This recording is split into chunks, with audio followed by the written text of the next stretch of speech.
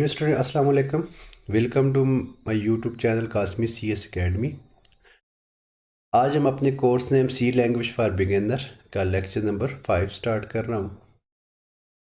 ये जो कोर्स है बच्चे, ये मैंने सिर्फ क्लास 10th के लिए नहीं डिज़ाइन किया। ये बेसिकली सी लैंग्वेज के कोई भी स्टूडेंट है, चाहे वो फेडरल बोर्ड से हैं, पिंडी बोर्ड से हैं, ठीक है, या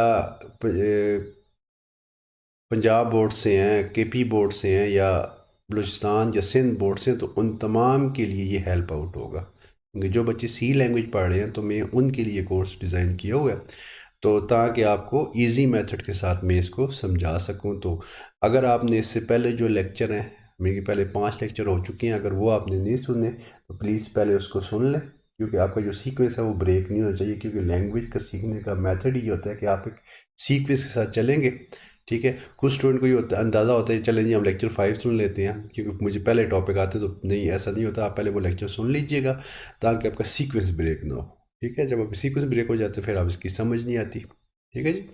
तो आज के लेक्चर के अंदर जो टॉपिक हम डिस्कस करेंगे वो हम characteristic of high level language discuss करेंगे। कुछ high level language, popular high level language है, उनको डिस्कस करेंगे। और इसके बाद जो हमारी सी लैंग्वेज है इसकी हिस्ट्री को डिटेल के अंदर डिस्कस करेंगे। तो स्टार्ट करते हैं आज के lecture, characteristic of high level language, ठीक है। यही करेक्टरिस्टिक हैं, अगर हम इसको रिवर्स कर देंगे तो यही हमारे पास क्या होगी, लो लेवल लैंग्वेज की डिसएडवांटेज बन जाएंगे या मशीन लैंग्वेज की डिसएडवांटेज। पहली जो करेक्टरिस्टिक है वो इजी टू लर्न स्टूडेंट। आपको जैसे कि पता है कि ये जो हाई लेवल लैंग्वेज होती हैं ये ह्यूमन लैंग्वेज के ज़्यादा करीब होती हैं, इनके अंदर इंग्लिश वर्ड यूज़ होते हैं, ठीक है, जैसे प्रिंट एफ, इनपुट, सी आउट एक्सेट्रा।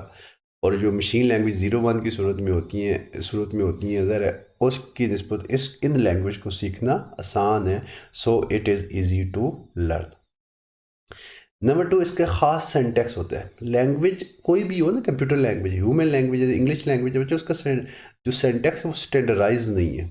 लेकिन जो सी या कोई भी हाई लेवल लैंग्वेज है उसका सेंटेक्स जो होगा वो स्टैंडर्डाइज होगा।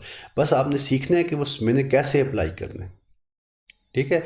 अगर आपको सेंटेक्स समझ आ गया तो आपको वो प्रोग्राम लिखने में कोई दुश्वारी नहीं होगी, ठीक है। लिखने का जो मेथड है ना वो आपको पता होना चाहिए। तो इसके अंदर वेल डिफाइंड सेंटेक्स है और ऐसा सेंटेक्स होता है जो कभी चेंज नहीं होता, ठीक है। तो आपने वो सेंटेक्स देखना है और उसके अंदर क्या है, हमारे पास बहुत सारे सेंटेक्स हैं जो आपको समझने, इसलिए इसके खास स्टैंडर्ड सेंटेक्स है। Deep hardware knowledge are not required. ज़रा जब मैं जो लो लेवल लैंग्वेज थी हमें उसमें 0-1 समझना था, कहाँ पे हाई वोल्टेज अप्लाई करनी है, कहाँ पे लो वोल्टेज अप्लाई करनी है। तो अब हमें हाई लेवल लैंग्वेज के अंदर ये काम नहीं करना, क्योंकि बेसिकली जो इसका ट्रांसलेटर है उसको पता है कौन सी मशीन लैंग्वेज है, तो इसलिए हमें हार्डवेयर नॉलेज की ज़रूरत नहीं है। तो इसलिए जब आप हार्डवेयर नॉलेज पे डिस्कस नहीं करेंगे तो जस्ट आप अपनी प्रोग्रामिंग लैंग्वेज पे डिस्कस करेंगे, और जो प्रॉब्लम आप सॉल्व कर रहे हैं, जो सॉफ्टवेयर बना रहे हैं, तो आपकी सारी अटेंशन क्या होगी, आपका सारा फोकस जो होगा उस प्रॉब्लम पे होगा, ठीक है। तो इसलिए आपको हार्डवेयर नॉलेज की ज़रूरत नहीं है, ये इसका एक और एडवांटेज भी है। मशीन इंडिपेंडेंट, जबकि लो लेवल लैंग्वेज क्या थी, मशीन डिपेंडेंट थी। अब ये वो होता था कि उनका प्रोग्राम जिस कंप्यूटर पे लिख रहे हैं उसी पे चल रहा था, जबकि हाई लेवल लैंग्वेज प्रोग्राम किसी कंप्यूटर पे भी लिखें तो ये तमाम कंप्यूटर पे चल जाएगा। अब हमने सेपरेट कंप्यूटर के लिए सॉफ्टवेयर बनाने की ज़रूरत पेश नहीं है। तो ये एक और इसकी टेक्स्ट होगी, ये क्या होगी, मशीन इंडिपेंडेंट होगी।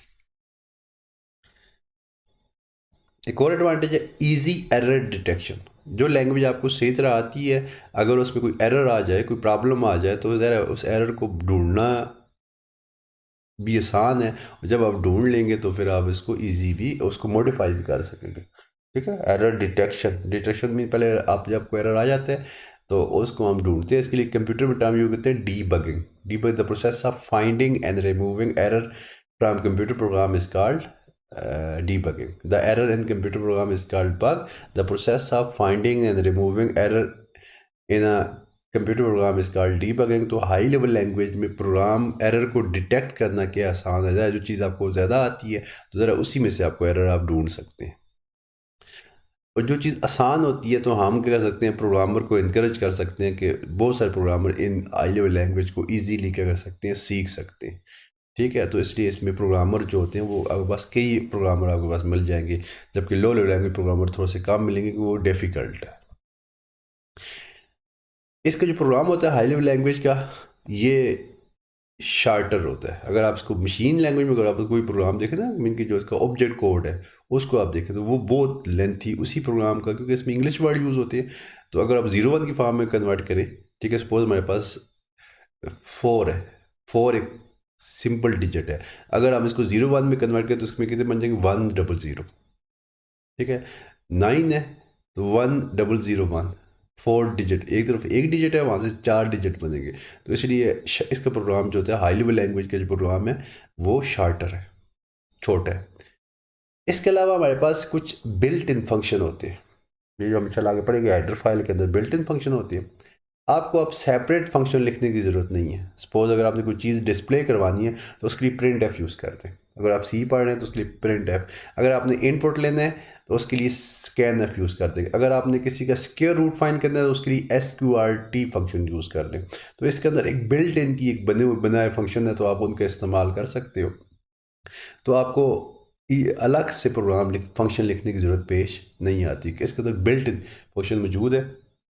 तो अगर आपको आपका काम उनसे चल जाता है तो आपको सेपरेटली अपने फंक्शन बनाने की ज़रूरत नहीं है। तो ये भी आपको थोड़ा सा क्या मिल जाएगा, इसके लाइब्रेरी फंक्शन है तो आपकी हेल्प आउट बने बनाए कोड आपको मिल जाएंगे, तो आपको बनाने की ज़रूरत पेश नहीं आएगी।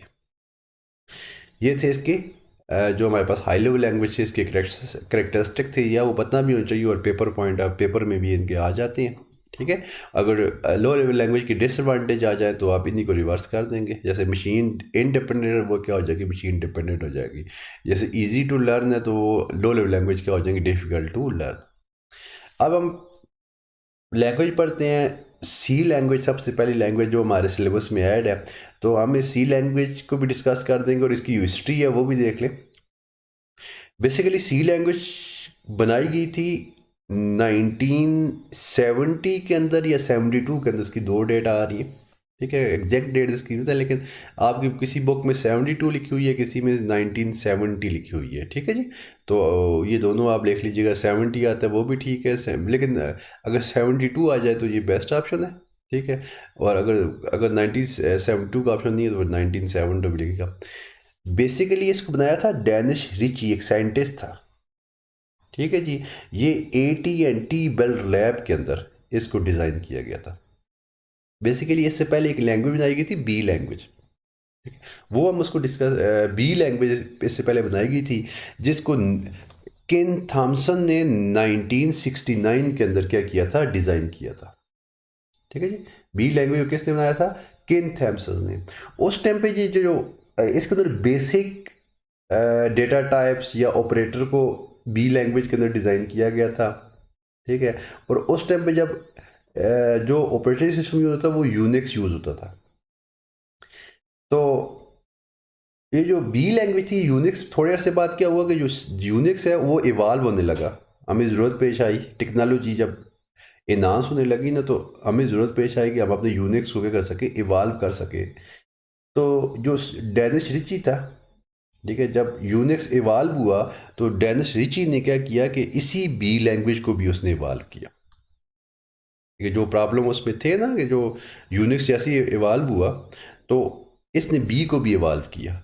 जब बी के को जब उसने इवाल्व किया तो उसने एक न्यू लैंग्वेज बनाई जिसका नाम उसने सी लैंग्वेज रख दिया, क्योंकि ये बी को इवाल्व करके सी बनाई गई थी। तो हम कह सकते हैं सी जो है वो ड्राइव लैंग्वेज है, वो इसकी जो बेसिक लैंग्वेज है वो बी है। अब बी से उस लैंग्वेज का बी नाम था, ये भी AT&T बेल लैबार्टी के अंदर बनाई गई थी। और ये जो डेनिस रिची था ये भी AT&T बेल लैबार्टी में काम कर रहा था, उसने बी को चेंज करके क्या बना दिया था, सी लैंग्वेज बना दिया इसलिए। और जो उस टाइम पे ऑपरेटिंग सिस्टम था वो था यूनिक्स ऑपरेटिंग सिस्टम। उसके बाद 1989 के अंदर अमेरिकन नेशनल स्टैंडर्ड इंस्टीट्यूट वालों ने सी लैंग्वेज को और इवाल्व किया और उसके अंदर अपने कुछ स्टैंडर्ड ऐड कर दिए, जिसके अंदर कुछ लाइब्रेरी फंक्शन जो पहले से नहीं थे, हमने अभी पढ़ा था, और फंक्शन ऐड किए। इसके अलावा जो आस्की कोड है वो ऐड किए। ये तकरीबन टोटल 128 कोड हैं, मीन कि जितने भी जो सिंबल्स हैं उनको क्या दे दिए थे, न्यूमेरिक वैल्यूज़ दी थी। इस तरह जो हमारे पास करेक्टर हैं उनको भी न्यूमेरिक वैल्यू दी दी गई। आप नेट के ऊपर आप आस्की कोड जाकर लिखें ना, तो उनकी आस्की वैल्यू लिख रहे हैं। जैसे हमारे पास जो कैपिटल ए है इसका आस्की कोड है 65, कैपिटल बी है उसका 66 है, और जो स्मॉल है इसका 93 से कोड है। और ये वैल्यू इसको दी गई थी कब, 1989 के अंदर। और आजकल जो हम लैंग्वेज सी लैंग्वेज यूज़ कर रहे हैं ये बेसिकली आस्की सी है। जो अमेरिकन नेशनल स्टैंडर्ड इंस्टीट्यूट वालों ने जो चेंज की हुई है ये वो वाली सी लैंग्वेज हम यूज़ करते हैं। इसको आंसी सी या आस्की सी कह सकते हैं, ठीक है, लेकिन कहते हैं इसको सी कहते हैं, ठीक है जी। तो इसमें ये कोड ऐड किए गए। इसके अलावा जो सी प्लस प्लस लैंग्वेज है, ठीक है, ये सी का सुपर सेट है। सुपर सेट इसको बोलते हैं कि जिसके अंदर एक होता है ए हमारे पास ए एक सेट है, उसमें 1 2 3 पड़ा हुआ है, और एक सेट बी है वो है 1 और 2, ठीक है। अब सुपर सेट क्या होगा, 1 2 3 ए सेट, बी क्या होगा उसका सब सेट होगा।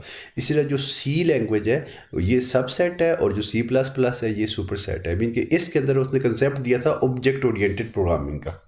सी के अंदर ऑब्जेक्ट ओरिएंटेड प्रोग्रामिंग लैंग्वेज, इसको आप स्ट्रक्चर प्रोग्रामिंग लैंग्वेज कह सकते हैं, ठीक है।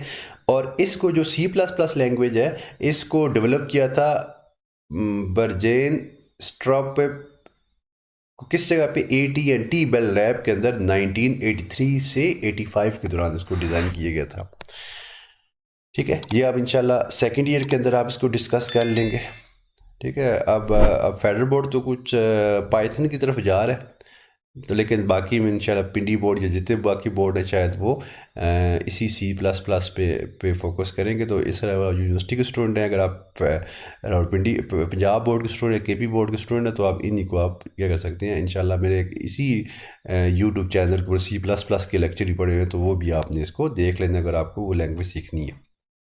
तो सी प्लस प्लस जो है वो सुपर सेट है कि इसका सी लैंग्वेज का, और इसका मतलब क्या है कि अगर आप सी प्लस प्लस का के अंदर आप सी का प्रोग्राम भी लिख सकते हैं।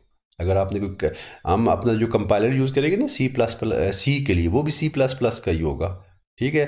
तो Dev C plus plus, C plus plus के में जो सी का प्रोग्राम है वो भी चल जाते हैं, क्योंकि सी जो है वो उसका सबसेट है, ठीक है। और C plus plus evolved version of C, क्योंकि ये AT&T बेल लैब में बनाई गई थी सी प्लस प्लस भी, तो बेसिकली सी को इवाल्व करके भी ऑब्जेक्ट ओरिएंटेड के कंसेप्ट उसके अंदर ऐड कर दिए गए हैं। तो क्लासेस का कंसेप्ट इसके अंदर ऐड कर दिया, तो ये क्या बन गई है, सी प्लस प्लस बन गई है, ठीक है जी। ऑब्जेक्ट ओरिएंटेड प्रोग्रामिंग आप इसको भी कह सकते हैं। सी शार्प, इसको सी हैश लिखते हैं लेकिन प्रोनाउंस जो करते हैं सी शार्प। इसका सिंटैक्स आपकी ये सी प्लस प्लस की तरह या सी लैंग्वेज की तरह क्या होता है, बिल्कुल इनको मिलते हैं। इसको बनाया गया था माइक्रोसॉफ्ट कॉरपोरेशन ने 2000 के अंदर, ये डेट आपने याद रखनी है, ऑब्जेक्टिव के अंदर आ सकती है। इसका सिंटैक्स जो है वो सी या सी प्लस प्लस की तरह है। सी को इवाल्व करके सी प्लस प्लस बना दिया, और सी प्लस प्लस को इवाल्व करके क्या कर दिया, सी शार्प या सी हैश बना दिया गया था, ठीक है। हैश कहते नहीं, इसको सी शार्प कहते हैं, ठीक है। ये भी ऑब्जेक्ट ओरिएंटेड प्रोग्रामिंग लैंग्वेज है like C plus plus. It is used for desktop software as well as web development. आप इसमें डेटा बेसिस बना सकते हैं, और जो आजकल वेब बेस एप्लीकेशन है, वेबसाइट वगैरह क्या कर सकते हैं, इनके अंदर क्या कर सकते हैं, डिज़ाइन कर सकते हैं, ठीक है। गेम वगैरह आप इसके अंदर आप डिज़ाइन कर सकते हैं, ऑपरेटिंग सिस्टम आप डिज़ाइन कर सकते हैं, कंपाइलर डिज़ाइन कर सकते हैं, यूटिलिटी प्रोग्राम आप software can be develop in C plus plus, ठीक है जी। बेसिकली जो बच्चे सी लैंग्वेज है ना, इसको आप मिडिल लेवल लैंग्वेज भी कहते हो। मीन के बेसिकली हमने कहा जो लो लेवल लैंग्वेज इसके अंदर हम सिस्टम सॉफ्टवेयर डिज़ाइन करती है, और जो हाई लेवल लैंग्वेज है उसके अंदर ज़्यादातर हम एप्लीकेशन सॉफ्टवेयर डिज़ाइन करते हैं। लेकिन जो सी प्लस प्लस या सी शार्प है, इनके अंदर हम सिस्टम सॉफ्टवेयर भी डिज़ाइन कर सकते हैं और एप्लीकेशन भी डिज़ाइन कर सकते हैं। तो इसलिए हम सी प्लस प्लस या सी शार्प को हम क्या कहते हैं, हमारे पास मिडिल लेवल लैंग्वेज, ये दोनों के लिए सूटेबल है। मीन कि सिस्टम सॉफ्टवेयर बना सकते हो, गेम वगैरह बना सकते हो, ऑपरेटिंग सिस्टम, गेम क्योंकि एप्लीकेशन सॉफ्टवेयर है, और जबकि ऑपरेटिंग सिस्टम जो के हैं वो क्या है, सिस्टम सॉफ्टवेयर है, ठीक। कंपाइलर भी सिस्टम सॉफ्टवेयर है, यूटिलिटी भी सिस्टम सॉफ्टवेयर है। इनके अंदर आप कह सकते हैं, इनको डिज़ाइन कर सकते हो, ठीक है। तो मैं तो यही रिकमेंड करूँगा कि जब आप स्टूडेंट हैं उनको सी प्लस प्लस या सी शार्प यही पढ़ाई जाए। लेकिन हमारे जो फेडरल बोर्ड में सुना है कि वो पाइथन की तरफ जा रहा है, तो चले वो भी एक अच्छी चीज़ है, लेकिन बाकी बच्चे आप इसको सीखना चाहें तो उसको ज़रूर सीखिएगा। इसके अलावा हमारे पास जो जावा है, ठीक है, जावा भी हमारे पास क्या है, ऑब्जेक्ट ओरिएंटेड प्रोग्रामिंग लैंग्वेज है स्टूडेंट, ठीक है। जावा को जो डेवलप किया था इसको जेम गोलिश और उसकी टीम ने, ठीक है, सन माइक्रो सिस्टम एक कंपनी है, इन्होंने जेम गोलिश और उसकी टीम को एक प्रोजेक्ट दिया था लैंग्वेज बनाने का। ठीक है, तो ये उन्होंने 1990 के अंदर एक लैंग्वेज बनाई थी, ठीक है, जिसका उस टाइम पे नाम रखा था ओक, OAK, ओक। ठीक है, और इसको जो ऑफिशियली रिलीज़ किया गया था वो 1995 के अंदर रिलीज़ किया गया था। बनाया इसको 1990 में किया गया, बनाया था, और इसको रिलीज़ किया गया 1995 के अंदर। आप देखा होगा जावा के ऊपर एक चाय का सिंबल ही बना होता है। बेसिकली कहते हैं कि ये जो जेम्स गोलिश और इसकी टीम थी, जिनको सन माइक्रो सिस्टम ये कंपनी है, इन्होंने ये अपनी हार्डवेयर एंड सॉफ्टवेयर बनाती है। ठीक है, ये बेसिकली अपनी हार्डवेयर बनाती है, तो उसके लिए इनको एक लैंग्वेज चाहिए थी जिनके अंदर अपने उनके जो सॉफ्टवेयर है वो डिज़ाइन कर सकें। ठीक है, ये 1990 या 95 की बात है। उस टाइम पे VCR वगैरह होते थे, टेप कैसेट वगैरह होती थी। ठीक है, तो उनकी टीम ने दिया था, तो वो एक जगह पे बैठ के चाय पी रहे, तो वहाँ पे उनको लैंग्वेज कंसेप्ट आया, तो इसलिए इसके ऊपर वो चाय का निशान बना होता है। ठीक है, चाय कप होती है, उसमें से वो धुआं सा निकल रहा होता है। ठीक है जी, तो वो बेसिकली इसलिए उन्होंने उसके डाला होता है। और ये बहुत पावरफुल लैंग्वेज है, गेमिंग के लिए बहुत पावरफुल है। ठीक है, इसमें स्टार्ट में इसका नाम रखा था ओक 1991 के अंदर इसको, लेकिन ऑफिशियली इसको 1995 में डिज़ाइन किया, रिलीज़ किया गया था। ठीक है, इसका भी सिंटैक्स जो है वो C++ की तरह का है, और इसको जो बनाया गया था, क्योंकि ये सन माइक्रोसॉफ्ट सिस्टम वाले उस टाइम पे VCR होता था, वीडियो कैसेट रिकॉर्डर और केबल रिसीवर, ये केबल टीवी जो चलती थी ना, तो इसके ऊपर इनका जो माइक्रो प्रोसेसर था उनको कंट्रोल करने के लिए हमें एक लैंग्वेज चाहिए थी, तो उसके लिए ये बनाई गई थी। ठीक है, और इसके बाद इसको फिर आस्ता आस्ता इवाल्व करते गए सन माइक्रो सिस्टम के अंदर, और अभी जो इसको ओन कर रहा है वो ओरेकल ओन कर रहा है, क्योंकि सन माइक्रो सिस्टम वालों ने इसको सेल आउट कर दिया इसके ओरेकल के अंदर, और ओरेकल ने इसके मुख्तलिफ वर्जन अभी रिलीज़ किए हैं। ठीक है, इसके मुख्तलिफ वर्जन रिलीज़ किए हैं, और ये नेटवर्किंग प्रोग्रामिंग के लिए, इंटरनेट एप्लीकेशन के लिए, या मोबाइल एप्लीकेशन या एंड्रॉयड एप्लीकेशन के लिए बहुत सूटेबल लैंग्वेज है। आपकी गेम वगैरह इसके अंदर बनाई जाती हैं। ठीक है, मोबाइल एप्लीकेशन के लिए और इंटरनेट के लिए, नेटवर्क जो स्टूडेंट नेटवर्किंग की फील्ड में जाना चाहते हैं तो इस लैंग्वेज को सीख सकते हैं। इसके अलावा हमारे पास एक विजुअल बेसिक है, एक बेसिक लैंग्वेज थी, बेसिक लैंग्वेज के अंदर ही विजुअल को डाल दिया था, फॉर्म वगैरह ऐड किए गए थे, वो एक हाई लेवल लैंग्वेज है जिसको evolve from earlier language basic, पहले बेसिक थी, बेसिक को इवाल्व करके visual basic object oriented language बना दिया था। It provide a graphic development environment to programmer to develop a powerful window and web application। ये भी विंडो बनाने के लिए या वेब बेस एप्लीकेशन बनाने के लिए क्या करते हैं, इसको डिज़ाइन करते हैं। तो स्टूडेंट, आज का हमारा ये लेक्चर था।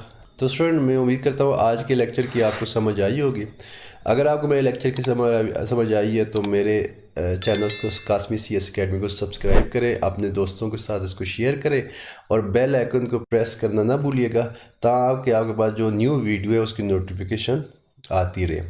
अपना ख्याल रखिएगा। अल्लाह हाफिज़।